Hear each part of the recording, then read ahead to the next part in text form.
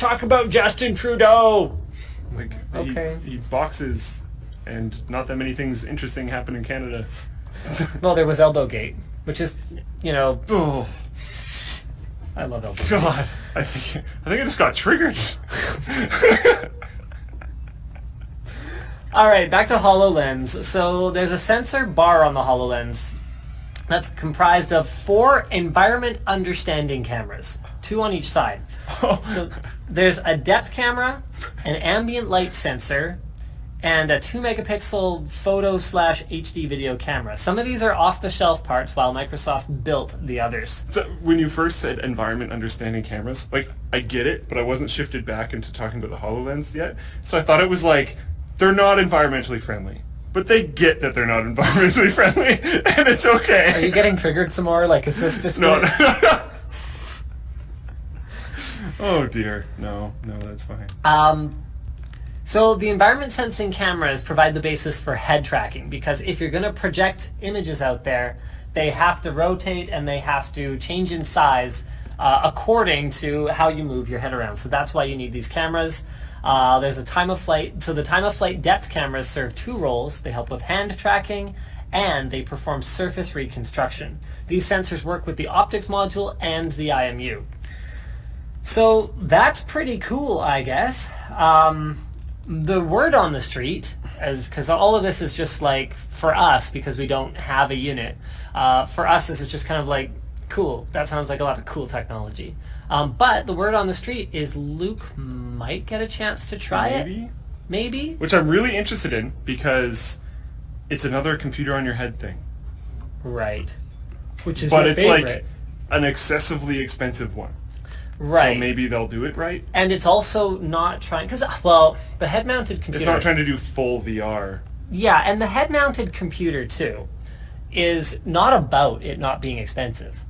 You could build the most expensive head-mounted computer, and it wouldn't overcome any of the problems you or I have with it. Yeah. The weight, the heat, the size. It might help those things, but not overcome them. Yeah, wouldn't overcome them for sure. Whereas this isn't trying to be that. No. The projections that it puts in front of you don't need to be rendered on dual GTX Titan XPs in order for them to look good. And you don't have to render an entire field of vision scene. Yes. You just have to render parts of it and stuff. Like, this does make more sense.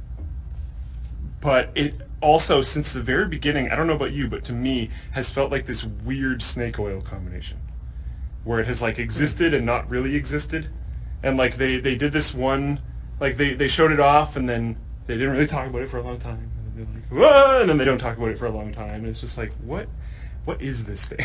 Yeah, I guess it feels kind of like, one of those games that's in development forever, where they kind of, like, they show off, like, a working demo at some point. Really early on? Yeah. And then it's like, where did it go? And then a year later, it's a completely different game. It's it's not an RTS anymore. It's like it's a first-person shooter now. Do you remember the Presence demo? I don't know if I showed it to you. No. The HoloLens Presence demo. They did this thing where they were in 2 very different rooms, but they put furniture and stuff in the same locations. Yeah, I did see the Presence Yeah, demo. Sorry, I thought you were talking about a game demo. No. I thought you meant... Oh, that makes sense. Like Yeah, Presence. No. Did you see the Presence demo? Yeah, I know, I got you. No. But basically what they did... Is it like StarCraft Ghost? They made it so that because the furniture was in the same positions, and a lot of it was like dense furniture, so it wouldn't squish when people sat in it, but people could sit around in this room, and as long as they didn't sit on each other, because that would be possible. Or even if they did. I mean, hey, the future is exciting. The future is accepting. So, like, you could sit in a room and have, like, what they were displaying was like a family gathering. Like, with people all over the world, and, like, that's super... Holy crap, really cool. But what they showed it off in was like this incredibly expensive cameras all over the place custom room. Yes. And you had to have the exact same version of it in multiple places around the world. And like this insanely expensive headset and all this kind of stuff. And then it was like one little demo that like some engineers did in a back room, and then it's just gone. I'm just like, what? Like, what? So cool. Where did it go? I don't know. So I would love to see your thoughts, or hear your thoughts on it. Both? It could be both. We do make videos. That is sort of a thing that we do. Yeah, I really hope I get to check it out because